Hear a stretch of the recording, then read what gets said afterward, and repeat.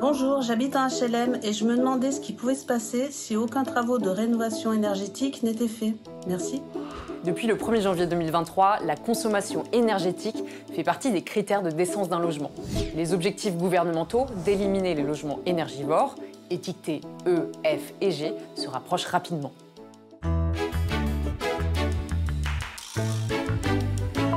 La consommation énergétique est mesurée par le DPE, le diagnostic de performance énergétique. 1,8 million de logements sociaux, classés G, F et E, doivent être rénovés d'ici 2034, sous peine d'être interdits à la location. Les bailleurs sociaux de ces logements énergivores doivent donc engager des travaux de réhabilitation et rénovation énergétique. La mise en place de ces travaux nécessite une réunion d'information et de concertation poussée avec les locataires et l'association représentative des locataires sur la consistance et le coût des travaux, les modalités de la réalisation des travaux et leurs incidences éventuelles sur les loyers ou charges locatives. La contribution du locataire ne peut être demandée par le bailleur social qu'en cas de réalisation de certains travaux.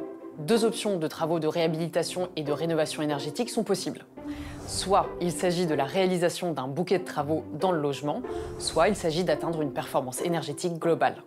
Effectivement, parmi la liste suivante, isolation thermique des toitures, des murs, des fenêtres, régulation ou remplacement du système de chauffage ou d'eau chaude sanitaire, chauffage utilisant une source d'énergie renouvelable, eau chaude sanitaire utilisant une source d'énergie renouvelable. Le bailleur devra entreprendre au moins 2 actions pour les immeubles antérieurs à 48 et pour les immeubles entre 48 et 89, 5 actions seront nécessaires.